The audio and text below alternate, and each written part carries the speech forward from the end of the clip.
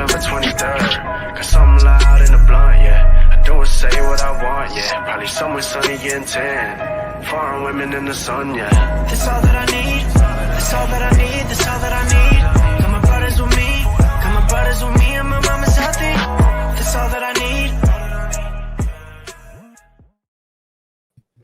G'day everyone and welcome to the crossover, your weekly dose of NBA, ADP battles and some shenanigans that Kingy and I get up to. I am your host, Matty G, and your other host is Adam King. How are you, Kingy?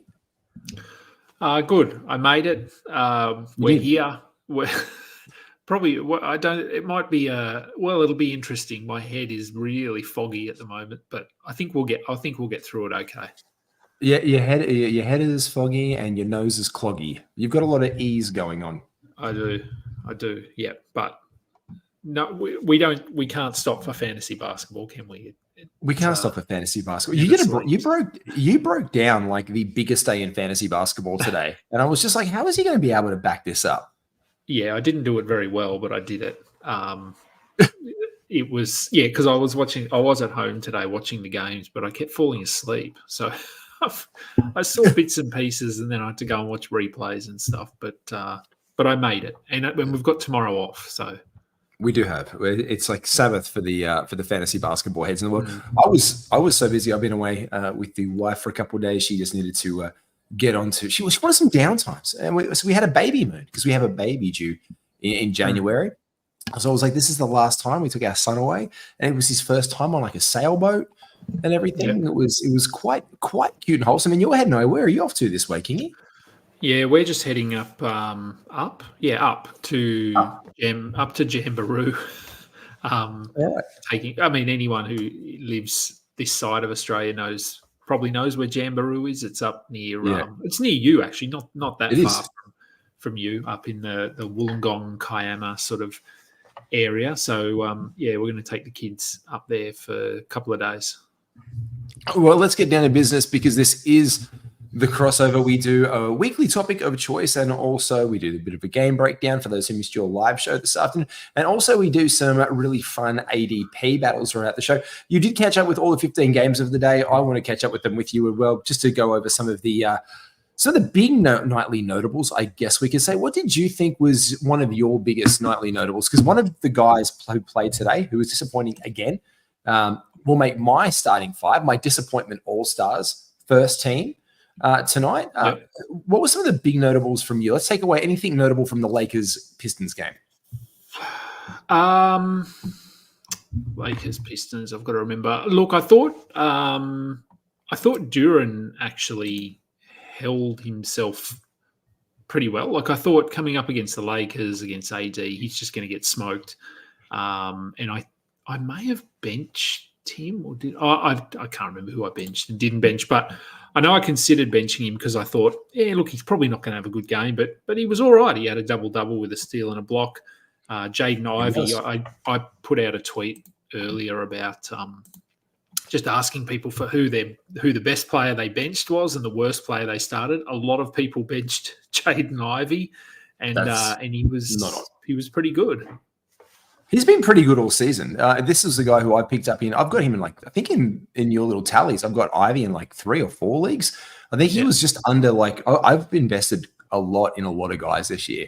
And it's something that I don't do all the time where I'm like, you know what? If this guy falls here, I'm going to take them and see where it goes. I know Mally from Insight's like, I will not take the same guy twice in 2 different leagues. Like he is just so risk adverse to having the same guy in one, which I think is a good strategy because it's not going to break your heart all of the time. Especially in fantasy, like we get guys that we love, and then I have a look. I've got Anthony Davis everywhere, and I'm absolutely petrified of him going down, which I guess is a concern sometimes, but not always. Other big notables from the night, touching on the games quickly. After that one, we had the Cavaliers undefeated again versus the Milwaukee Bucks, 8-0, a franchise record, equaling start. They go to 9-0, and that's it. That's the record. Yeah, they're just they haven't been outstanding. They're just playing really well. Narrow victory tonight, so it was a close one. I thought Garland's looking better. Not really a lot to talk about in terms of fantasy on from the Cavs. I mean, it's 4 guys and that's it. And then the Bucks, it's Giannis who didn't play tonight. Lillard was good. Portis was good, which he always is when Giannis misses time. This was the one game. Two pretty one game of the week where Damian Lillard will be good. Let's just say that, because Lillard hasn't been consistently good. So this Not was yet. maybe one. Not yet. This was the one game. This is the one game of the week that you can almost expect from him. But he was good. Portis. Do you think Portis has been a nice little back end pickup for this year? He's been all right. I'm not as high as him. I'm just pulling up what he is now. I'm not as high as him as others. But where are we? Oh, I don't want today's bloody rankings. I want Porto. I know he's been. Yeah, look, he's sort of. I mean, he does enough to be rostered. Just because if you can get a center that's going to not kill your free throws, he'll give you a 3 from time. 135 on 135 on the year, 9 cat. Yeah, but I mean, 12 points, 9 rebounds, and a block. It's fine, but he needs Giannis out. To have really good value. But no, look, he's fine as a really back end guy. Revenge match today. Jordan Poole again with Defensive Player of the Year candidate. Jordan Poole, 4 blocks, 3 steals. The only one lighting up teams with the cheeky amount of stocks today was Wemby, apart from this bloke. That was absolutely incredible. Also, Saar looking good. In the starting lineup as well. Bub Carrington, which we like to see. There was some interesting little bits to pick up on that Warriors and Wizards game. I mean, Paul just keeps rolling. I mean, you enjoy it while you can. Bub Carrington's looked pretty good. I think I started him in 1 or 2 leagues today. 16, 8 and 7. Saar, he was a bit slow to start the season, but he's been really good. Kaishan George has been interesting. Field goal percentage is pretty rough, but apart from that, like, he's getting defensive stats. I'm reading this right that he attempted 17 3-pointers. You are reading this. It's not the cold and flu medication. It is 17 3-pointers. Kaishan George just decided to be like, hold my beer and go for the all-time record of franchise threes. Kyle Kuzma was just on the bench saying, just go out there and shoot. Do what I would do.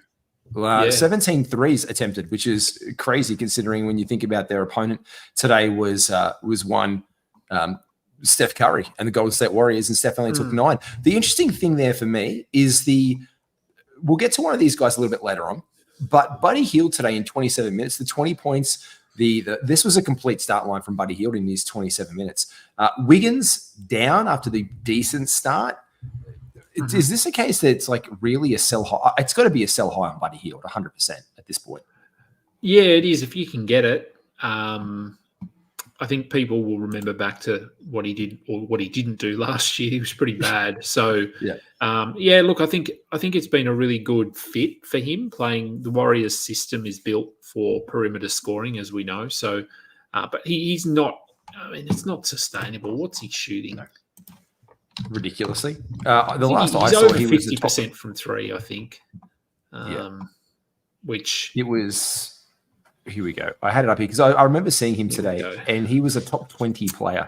Here we go. Yeah. He's shooting 514% from 3. Oh, no, that's his field goal percentage. No, that's field goal. 50% from 3. 53. There we go. So he is absolutely lighting it up. Yeah, look, 50 probably isn't sustainable, not on his volume anyway.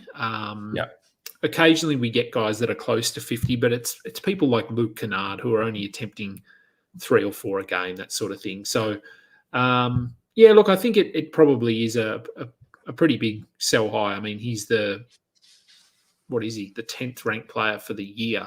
Nuts. Yeah. If I could move him for a top 50, even maybe a top 70, I probably would. But I don't know if anyone's going to give you that sort of value. So if they don't, you just, same as with Jordan Poole, you just hold him and ride it out. Next game of the day was the Celtics absolutely demoralizing the Atlanta Hawks. There's nothing to get here. Trae Young, Dyson Daniels, they pulled the starters, and Capella only played 16 minutes. The Celtics look continually impressive. An average game, one would almost say, for Tatum. The man has just extended his reach 6 from 14 from 3, though. That's just a casual day at the office for Jason Tatum right now. Yeah, he's been very good. There's never really a lot to talk about for the Celtics. Peyton Pritchard seems to be a thing. Peyton Pritchard is a thing.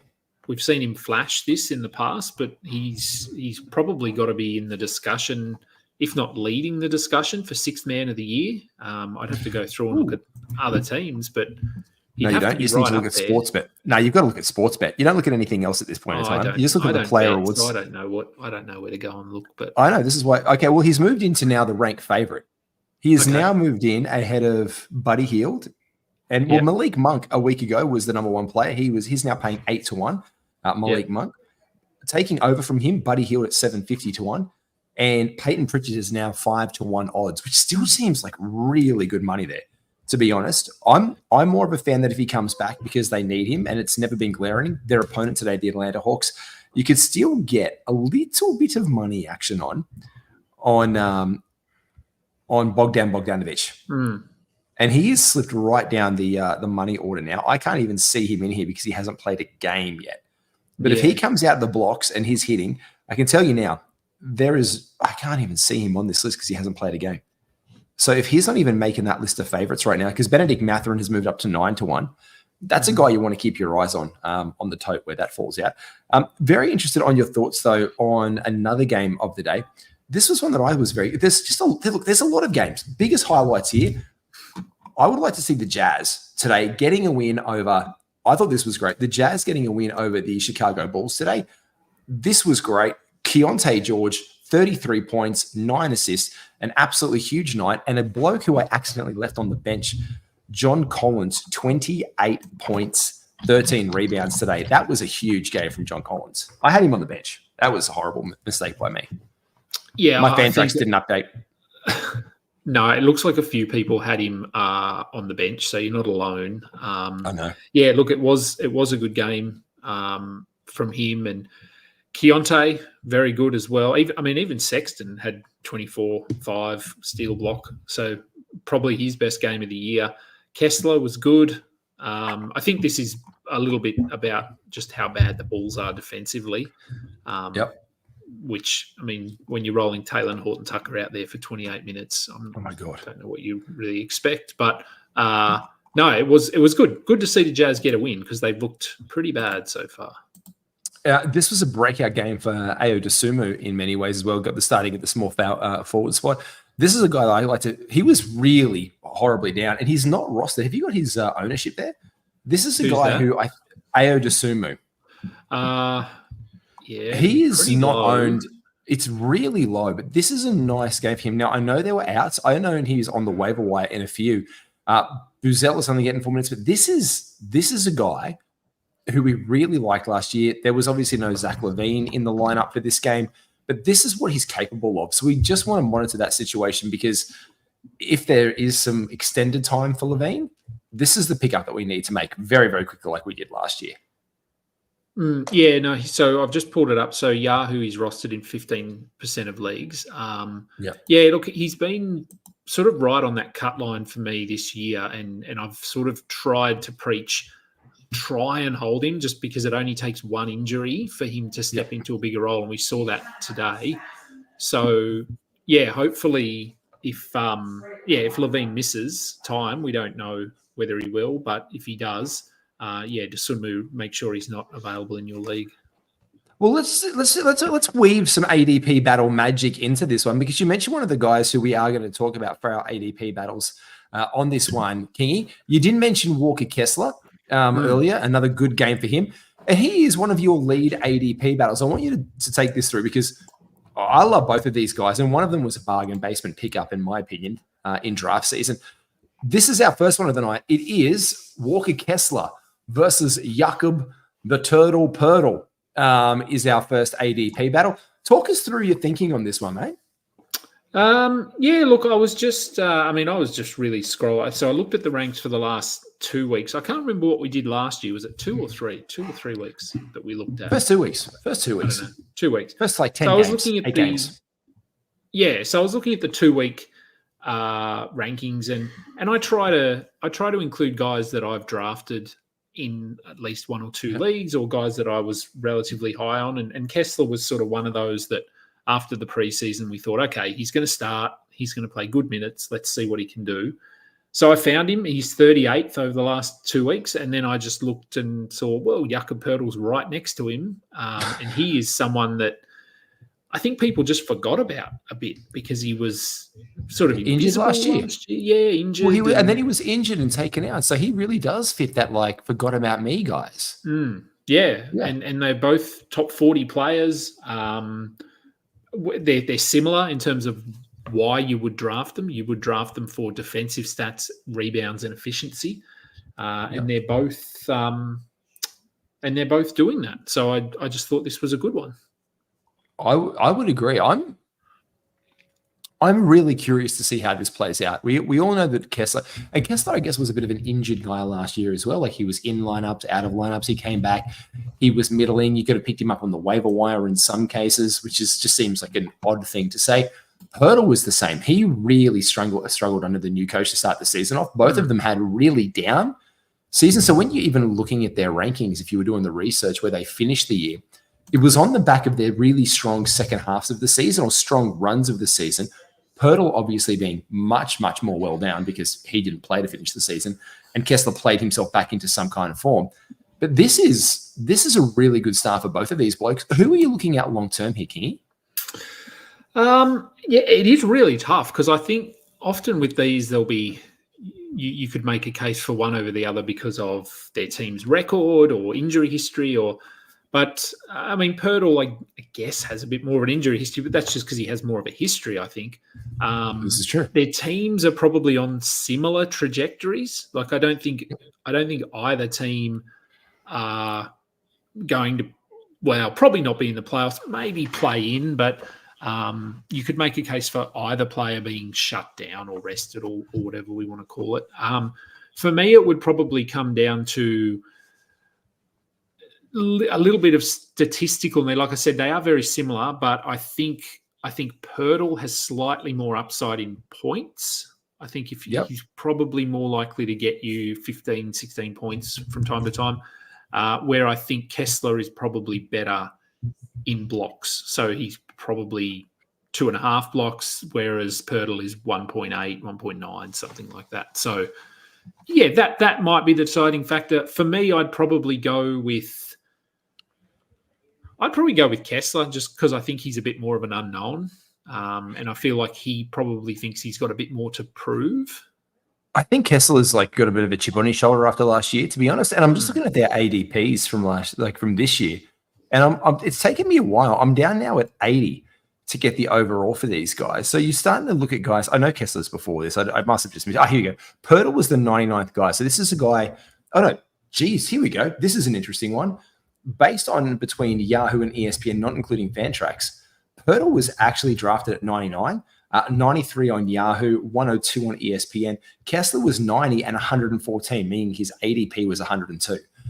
This is exactly where you take look at these guys and you're like, bam, you get the value, and you don't sell high because what you got yourself was a really stable dude to back up your teams on draft day. I want to pivot straight into another ADP battle because I know we're on a time. We want to get through it but this is another interesting one. I want to get to them in a second. We'll weave them in. We'll weave the ADP battles in. I know it's like you've thrown me the car keys and I'm allowed to drive for the night, which is nice. Thank you, Daddy. They did take a bit of a loss today, and I cut a guy off. I was going to put a guy in, but he played well today and did what I wanted him to do, so I didn't end up picking this bloke. But we're going to weave in a look at the Houston Rockets getting a win, which I was surprised by. Massive game for Şengün. That box score, 26-14, 5 assists and 4 blocks. Massive for him. The Knicks, 19 rebounds for Cat. Huge game, 17 points. Mikal Bridges, again, 3 from 8 from 3, 37% good. It's coming up. Mikal's looking good. But this just shows their lack of depth off the bench for the New York Knicks. But we're going to get nothing but fantasy gold possibly from their starting 5 key. Yeah, they were. I think I did look at their box score today, and it's pretty scary. Just how little they got from their bench. Where is it? Here we go. How's this? I can tell you what they got from their bench. 3 points. 3 points. Yep. They got 3 points from their bench. That is atrocious. That is Thibodeau shit at its absolute finest. This is their total bench stats. 3 points, 4 rebounds, 3 assists, 2 steals, and 1 block. It's like Jalen Smith just walked out onto the court and played like for the other team for a second, because that's what you could get for like 9 minutes of him from the Chicago Bulls. That was between Sims McBride. Like, that's 0 from 9 from Deuce McBride. Ouch. Yeah, I said on my show, hopefully no one started him today, because that would have been a rough, night for you. And he won't. I mean, he's not going to be this bad every night. But no. But yes, it definitely highlights the lack of depth in New York. And yes, I mean, they do have Precious Achiuwa out, and Mitchell Robinson, I guess. But even that, I mean, that they're both centers. So, like, in terms of forwards, they have no one. Cameron Payne they've got sick. NBL legend Ariel Hakporti. They do. If they get injured, they're in trouble. Yeah, and they are, and that was evident today, because this was a really good game. I actually had this bloke on my disappointing All-Stars top 5, but I've taken, after reading your list, I changed my list. I changed my starting 5, because this was the game from Fred VanVleet that I wanted. This is just the game that I needed to see to know that it wasn't an illusion for me. Like, this was the game from Fred. 19, 2 rebounds, only the 5 assists, but the 2 steals, and I believe his first block shot of the season, which is what I love from FVV, and I got that tonight.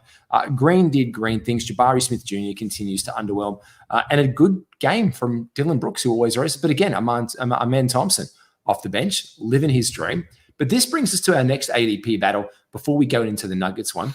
This is OG Anunoby that you brought to the table versus Christian Braun. We'll get to the Nugs next. But look, this is a guy tonight, again, who's playing his role really, really well in New York, and a guy who's playing his role really, really well in Denver. Both of the starting 5s of these teams are stacked, you would say, and they play a very similar game. Where does it fall to you here, Kingy? Because this is a really interesting one.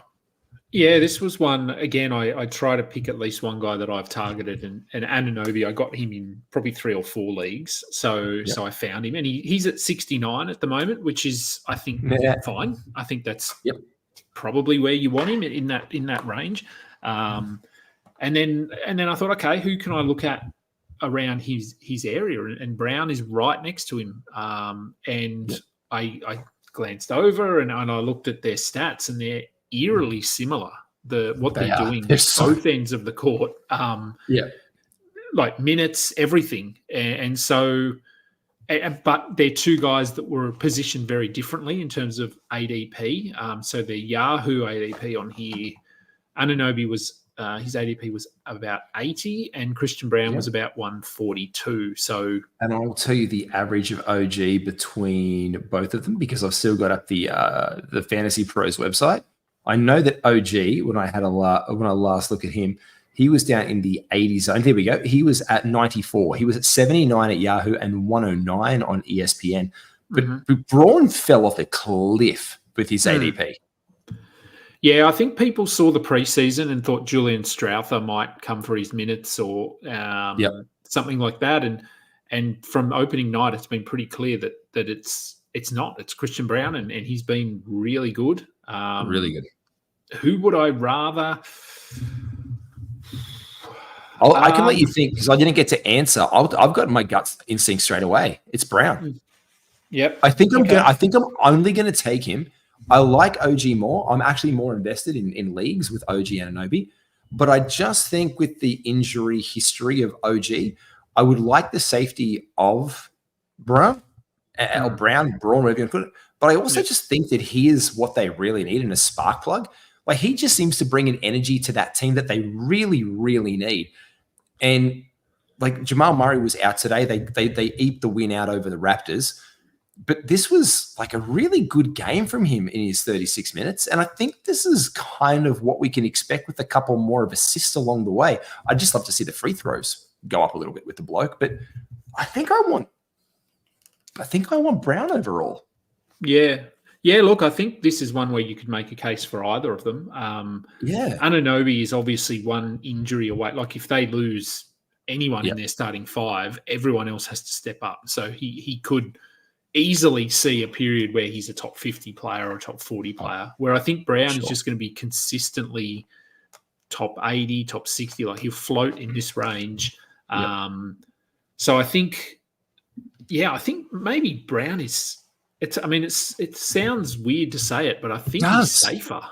But that's what I like. My gut straight away when we were doing. Like, I think it's Brown. Like my gut was just overwhelmingly saying him, but this is a guy, OG Anunoby, who I'm actually more invested in, who I actually sought out in drafts. I'm like, if this guy's going to fall to me anywhere outside 45, I'm going to take him. Like I'm just going to swoop in. I'm going to take him. I think he's going to be decent. I like what he does. I think the attention really shifted to Mikal Bridges being the pickup in New York and Cat. And therefore I got a little bit of under the radar action going on with OG. It hasn't disappointed so far, put it that way. No, and I, much like you, I have Anunoby in, as I said, a few leagues, and I have Brown in one. I actually managed to get him off waivers last week, which I was surprised he was there. Wow. I think people just didn't see him. I'm not sure how he was there. But Anunoby, if you want steals, I would go with Anunoby, and that's why I drafted him, and he is averaging 1.5 per game. But other than that, I think Brown is probably the guy there. I'm really talking about guys we added in. Here's a dude that I added in 3 leagues today, by the way, because we did touch on him earlier. Bub Carrington. I saw him available in 3 leagues this afternoon, and I just took him. I just took the Bub machine. And that was a guy that was one of my big pickups. Talking about another, we did go across the Raptors before as well. Interesting line. You did say another big Dick game. This is true. 26 points for Grady Dick. And we're going to get to that in a soon because that's really important. That's going to feature again. But I love seeing this again from Abaji. I accidentally started him today, and purely I accidentally started him in the World Cup because for some reason on the Wi-Fi where we were up at Port Stevens, I couldn't get on all the time, and then I would find out you didn't. So I thought I'd set all my fan tracks lineups. I'm like, geez, I wonder how my team went today. I've got like 3 on fan and not one of them set. And I just shook my head, including AD on the bench. But for surprisingly enough, I'm still up. I have no idea how that happened. But Bub Carrington, that was my big ad from the day. Getting to our next ADP ad, because I missed these guys earlier on. They had a absolute humdinger of a game, a 1-point win versus the Miami Heat. This was a classic De'Aaron Fox game today. Keon Ellis getting the start with Kevin Huerter being out. I loved Ellis. He was one of my disappointments from the season. He was supposed to be the starter, according to Brown. We know that Brown is a liar, and I can't stand this. Like that was just bad coaching by him. But again, a very good game from Butler today. Really good game from Jimmy Butler. One of my favorite draft day steals, plus 60, because that's where he was going in some leagues, which seems absurd. But De'Aaron Fox in our next ADP battle. You don't know this one, so I'm just throwing it out to you right now. This is the one that I'm surprising you with from my end today.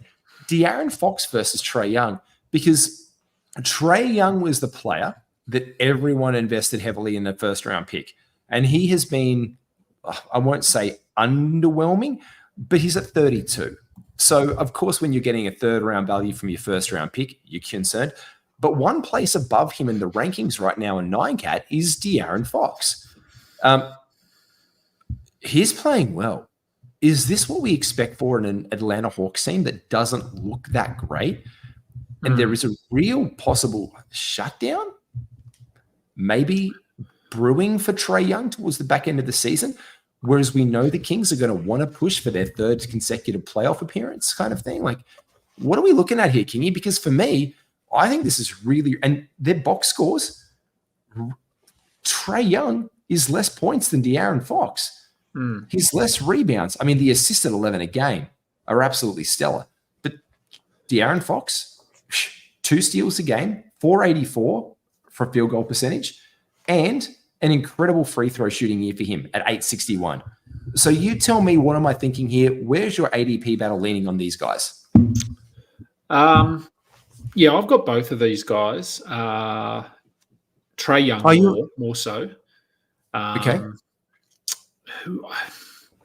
I do I still think I lean Trae Young slightly, and I think today's game drags his averages way down because he's only played, what are they, 7 games, 6 games, 8 games he's played. 8 games. Today he had, what do you have, 2 points, 6 2 points. 2 points. Horrible. 2 so points, that drags him way down.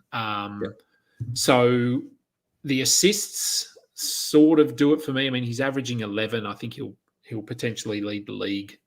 He'll be in the top 3 anyway. So I think at this stage it's probably Trae but De'Aaron Fox, in terms of return on investment at the moment, it's clearly Fox because Trae Young was going at pick 9, pick 10, where Fox was, what was his ADP?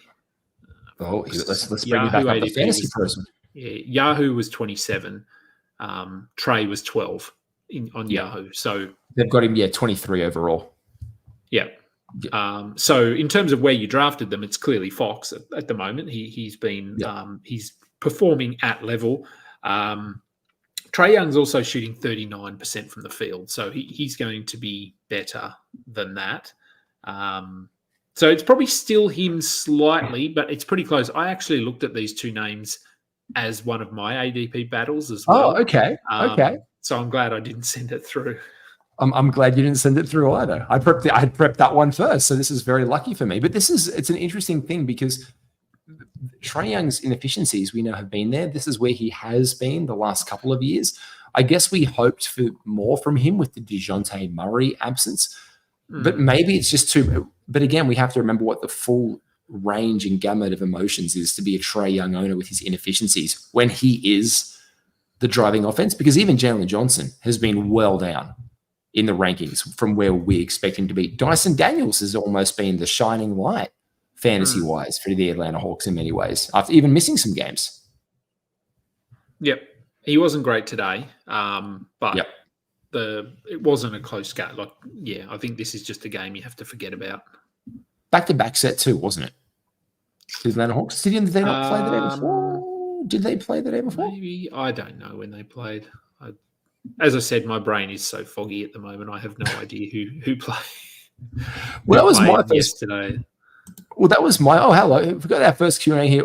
Here we go. When are you ready? Oh, g'day, mate. How are you? This is when you're ready. He's got a league and ball page that he won over in one of the Insight live shows as well. So I wonder how you're doing, mate. With Aaron Gordon calf injury, who was the pickup? Watson or Strother? Let me check the minutes again today because I've always thought that Strother brings it's. I think it's Watson. Yeah, Watson got the minutes today. 30 minutes. Strother. Yeah, I think it is Watson, to be fair. I think Strother is the guy that we can expect to get a little bit more burn for the guard spots, but I do think Watson is the guy that gets the field today. And he was good today too. 16, 3, 1, and 2 steals, 2 blocks. You really love that, but it's the efficiency there that we love. The attempts and the aggression from him to the line. That's what I really like from Watson today. I think he got there 8 or 9 shots from free throw attempts today. I have to look up their score. I think they're both good. I think we need to. I've got both of them in a dynasty league. I think we need to because Jamal Murray's probably out for a couple more games. They've said, and Westbrook had a good game today, which that means he'll probably have 2 weeks of bad games. 2 weeks of bad games, yeah. And if that happens, Strother will get more minutes as well. So I think both of them, but I think in terms of if we're just talking about the replacement for Aaron Gordon, it's Peyton Watson just because they play the same position. Agreed. And I think Watson has the better across the board appeal, where Strother is more of a points guy. Yeah, agreed. I think Watson is to pick up there for sure, Wendy. So make sure you get that one in. We did say we would do this before we got out of here tonight. This was the all disappointment first team. I asked you to give me a list of 5 guys, Key, that you thought had thoroughly underwhelmed that you would put on your first team disappointments for your fantasy season. This is for any reason, most likely because they've underperformed our ADP. This is not a buy low or anything. It's just that right now, at this moment, they have disappointed you. So this is your 5. Talk us through them, mate.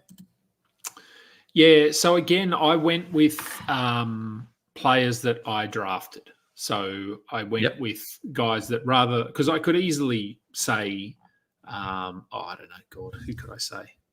I could, and also I'm not factoring in injuries, so I'm not going to say someone that's played 2 games, and so like Emmanuel Quickly. I'm not going to say him because he only played 10 minutes of a game or half a game or something. Wait until you get to my list. That's all I'm going to say. This is going to revolutionize it. Go on. Cool. Okay, so yes, I went with guys that I invested in. So these are guys that I was potentially high on, and they've been disappointing. All right, so who were my 5 again? All right, let me bring them up. I've got them here. I've got your 5. Your 5. I'll bring it back up. I'm making it a photo right now for you, Kingy. I'm making it a photo right now. Here we go. I'll bring it back up on the screen. You start with your point guard in Alex Caruso. Yeah, so he's a pretty obvious one because he is playing 20 minutes a game. He's averaging 3 points or something, 2.5 points a game. It's ridiculously low. So, and look, to be fair, if I drafted him because I wanted steals and maybe blocks, but steals mainly. But I thought I'd get sort of an efficient guy who could get me a couple of threes. He's getting steals. He's getting absolutely nothing else. And the steals aren't actually that high. I think he's at about 1.5. Yep. Which is good, but I can definitely stream in 1.5 steals a game over the course of a week. So what's that? 6 if he's got 4 games. I can definitely stream in 6 steals.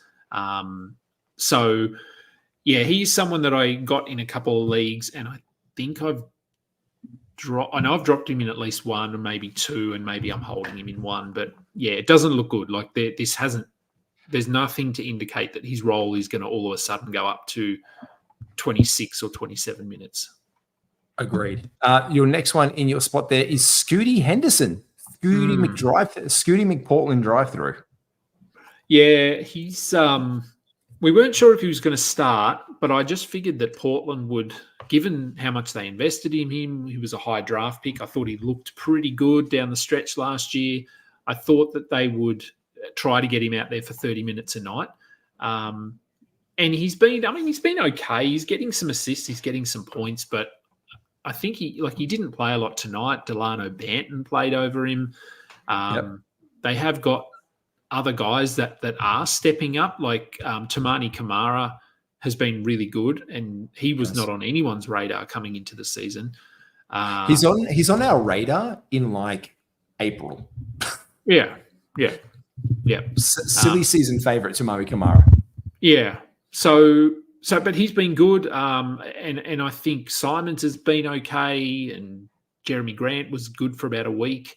Aiton's been solid enough. So they've got other guys doing things, and so Henderson just hasn't kept pace with them, and so they're okay to play him 22 minutes a night or 27 minutes. It varies, and yeah, so he's another guy that I don't think I've dropped him yet, but he's definitely underperformed compared to where I thought he would be. I would agree. Your next one on your list here is Miles Bridges. Yeah, he's yeah.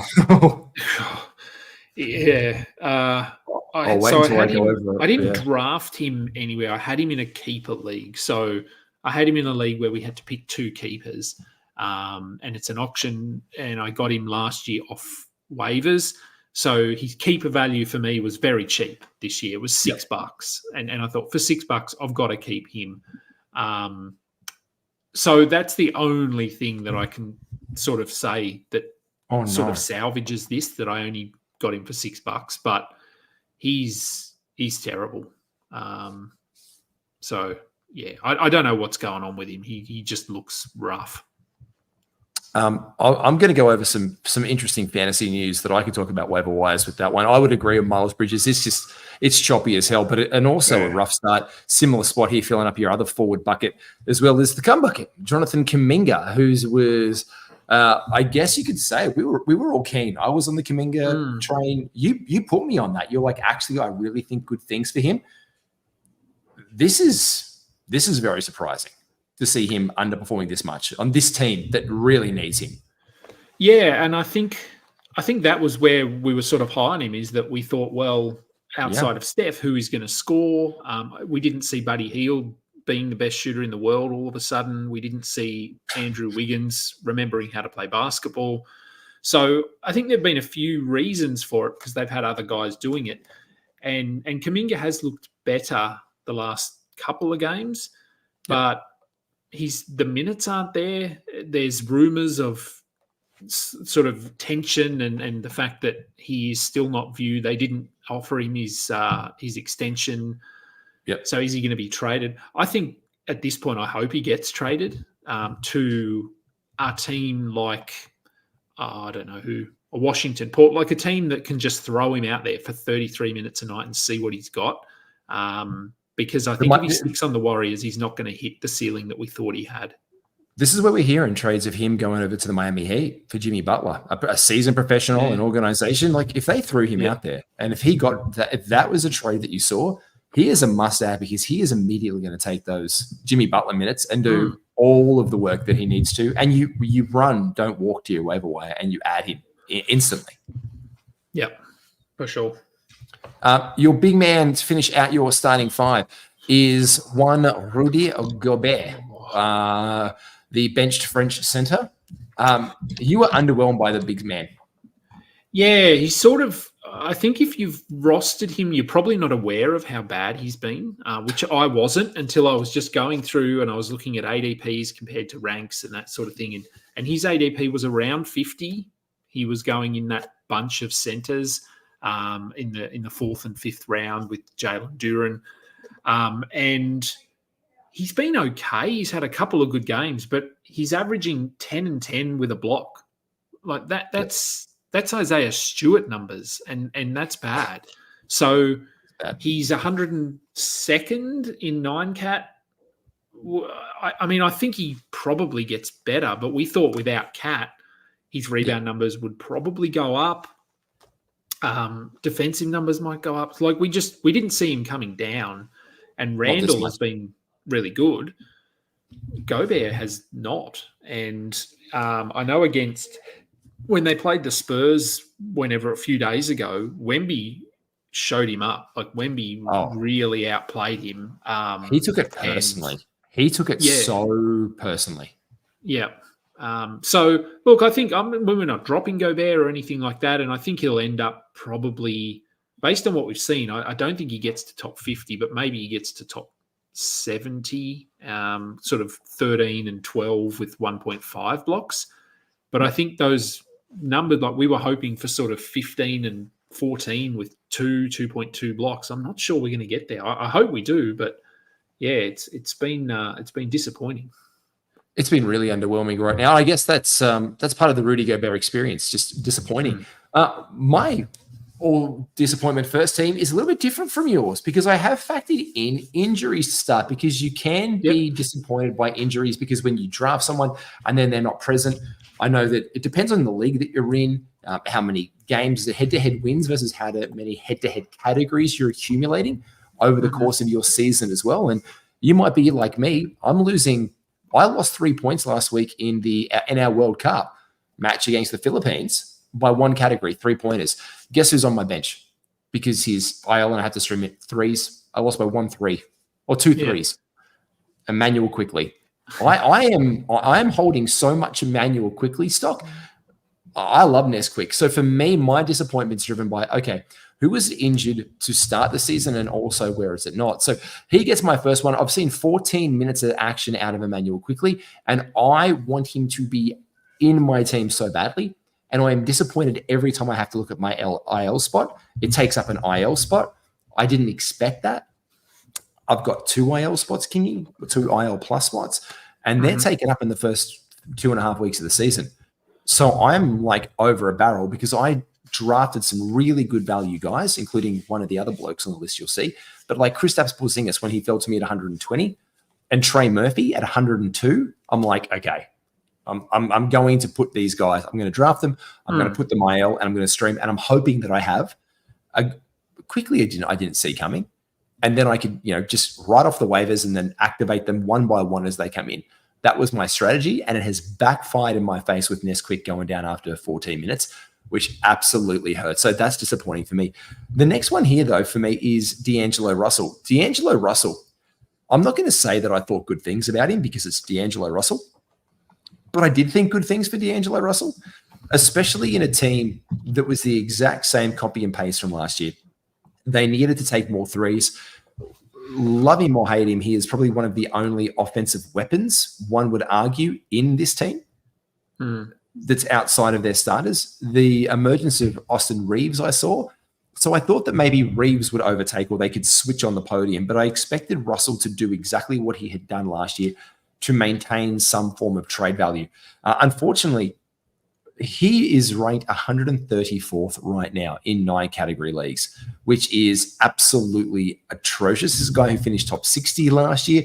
He is not being efficient. We saw it today. These against a bigger defender and a bigger guard like Cade Cunningham, the man was absolutely cooked. His field goal percentage is .382, down on what he usually is, averaging 12 points a game, 1.7 threes, 2.4 rebounds. The 6 assists is nice. And the free throw percentage for him, look, that's up. That's a plus 900, which we love from D'Angelo Kingy.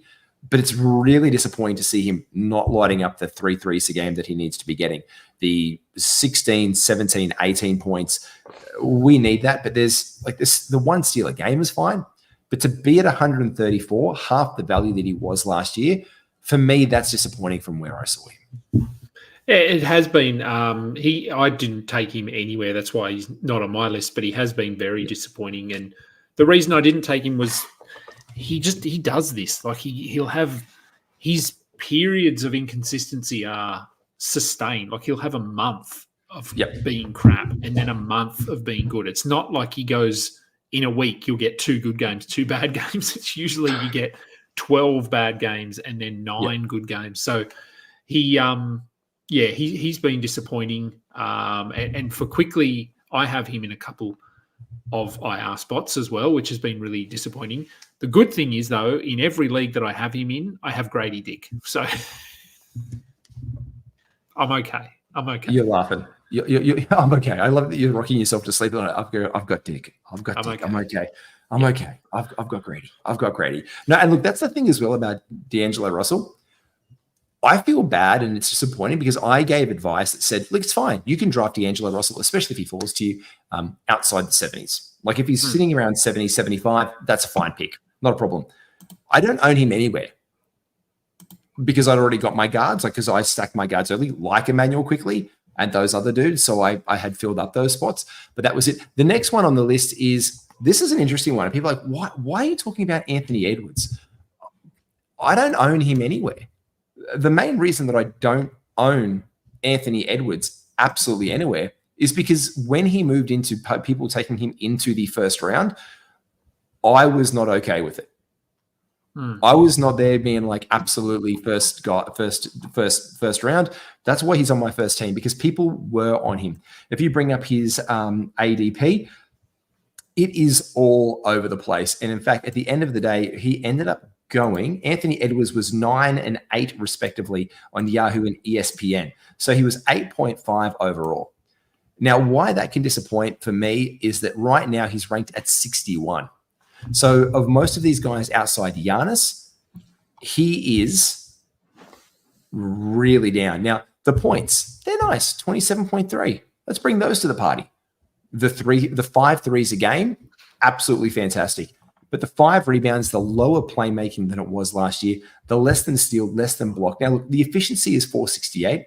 We love that. But the thing which is killing him right now, on a guy who is really athletic, who loves to get to the free throw line, he is getting to the line 5 times a game, and he is at 640 for the year, which is really dragging this guy down. And you don't expect him to be this bad from the free throw line, but this is why Anthony Edwards to me is underwhelming, because this is a guy who's getting 5th round value, 6th round value, and people were investing a first round pick or very, very early second round pick in him. Yeah, he's another one I don't have any stock in because of that reason. He was just going too high for me. I mean, he's obviously better than this. I mean, even watching the games and the listening to the commentary, that sort of thing, it appears as though whether it's under instruction or just him personally, he's taking a lot more threes. So I think he might be leading the league in threes. I think he was is. at one point. He's pretty close. He was He's last averaging week. 5.1 threes per game. He's still there, just above yeah. the legend that is Buddy Hield and LaMelo Ball, and the no longer hitching my shot, Jason Tatum. Yeah. Okay. So and look, that's good. Like obviously that it's a game predicated on the ability to shoot threes now. So it's good that he's shooting threes, but it does take away one of the advantages that he has, which is that athleticism and getting to the basket and which at the moment doesn't look like a bad thing because he's shooting 64% from the free throw line. So correct. I think he'll figure it out. I just think without Cat there, he's probably just adjusting a little bit to life with Julius Randle because he's a very different player to Cat. So I think he'll get there. He'll be better than this, but I don't think he gets to top 20 is probably best case scenario. I think he's probably in that third round. I think this is done. I would agree, and I think this is the lesson that we learned: is as much as we like the experience that is Anthony Edwards and as much starting five as we can binge, we don't put a first round pick in Anthony Edwards at the end of the day, and we just hope that this is the general en masse getting it, and we pick him up in the third round or late in the second round, so we don't feel like we've just expelled our first round pick on a guy who's returning that value. The next guy on my list is, again, I put injuries into this. I'll cover the last two in one. Injuries, and this is the tale of two injuries. It's Desmond Bane and Isaiah Hartenstein. Now, I took Bane in every draft that I could when he fell to me wherever he did, because I thought he was a little bit underdrafted at times, and that was creating a good little bit of a value vacuum for Bane. Seeing him go down on a team that he was the best player in fantasy at last rank at 41 is a real disappointment and blow, because this is 11 games that's out on a Memphis Grizzlies that haven't looked great. The emergence of Scottie Pippen Jr., amazing. Love that for him. But seeing him go down is, we want our stars or our players healthy, but it just emphasizes again their health, which goes into Isaiah Hartenstein. The leagues that I own him in are the ones that drafted before his injury during the preseason, which I've always said, buyer beware. Like I'd even start my fantasy, and I did in 2 leagues, started my fantasy season after week 1. So we got the last night of fantasy, and you've got to give it 24 hours in Yahoo or 48 hours in Yahoo to have your league active. Mm-hmm. So for me, that's probably my biggest disappointment, that I haven't got to see this OKC Isaiah Hartenstein experience yet, because I wanted that so badly. You know how high I was on him in the preseason, but not to see that, it's got to make my list, because I haven't got to see him out there in the regular season. I've managed to draft him into IL in a couple spots, and I'm really looking forward to that. But again, you just want to see your players healthy. And I think to see these 3 guys, especially, that's why they made my team, not being able to play the games that I want to see them play is definitely been underwhelming.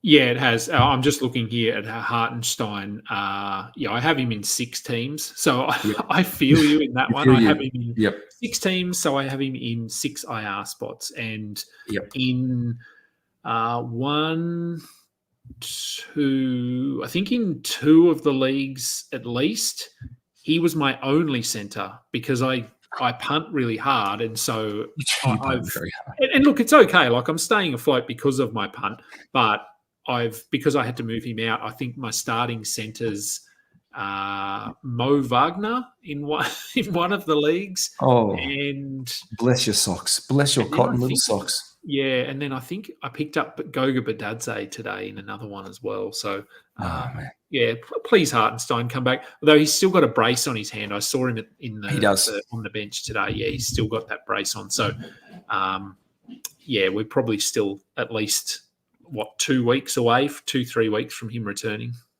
And I can tell you now, like that these injuries with the hand, like I just found out today that when my MRI came back on my fractured wrist, I've got the C in the L bone, not the wrist itself that was initially diagnosed. And they'd be able to pick this up a lot quicker in those. But my hand isn't where it should be, because there's 2 other things they didn't notice, because the bones are so tiny and small. They can take a little bit, and it does take some healing time. So for me, I just want him back. I just want Trey Murphy back too. Like, I drafted Trey Murphy in, I think, what was it? You got my text message about this, 6 or 7 leagues. I have so much Trey Murphy stock. I'm literally like the injured all-stars team at this point. The G Wizzles are getting pummeled by injuries, and I'm not happy about it. Yeah, I'm in enough leagues that I'm losing because of injuries in a few and poor picks, but then in some others I'm sitting nicely up the top, undefeated. So you play in enough leagues, you're going to win some. You're going to win some, you're going to lose some. That is what it is to be fantasy, and this is what it is to keep on following all the action you can on FBI Basketball International, and of course over at Insight Fantasy Sports. And the man Kingy doing daily shows, mate. No, I think I was planning on doing 5 a week, but it's turned into 7. You're a madman. You're a madman. Which is fine. I don't know if that'll last, but no, I'm enjoying doing them, and you do get in a bit of a rhythm. So you do. It does depend. Like this weekend, I won't be able to do them because I'll be away. So I will miss a couple, and then next weekend I'll be in Sydney with you. So won't be able to do a show that night. We might just do one live off of camera phone. There we go. We'll just do it from we could do that, or take a laptop to wherever we're going for dinner and do it. But no, look, I'm enjoying it's good to have basketball back, so I like talking about it. I mean, I can't talk to my family about it, so I might as well talk to a computer screen. It's the 16th and 17th, isn't it? You're here, isn't it? Yes. Yeah, concert night, baby. Woohoo! Yeah, not for me. My daughter is going to a concert. I am not. Glad. Thankfully, her boyfriend is coming, and he is going to look after her. I don't have to.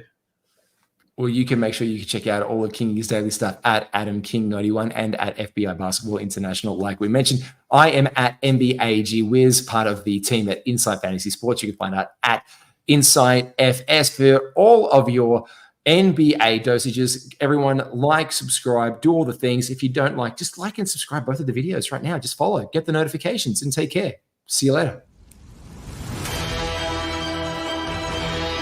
You just listened to another episode from the Fantasy Basketball International Podcast Network. Thanks for joining us. And for more information about joining our community, please check out our website at FBI Basketball.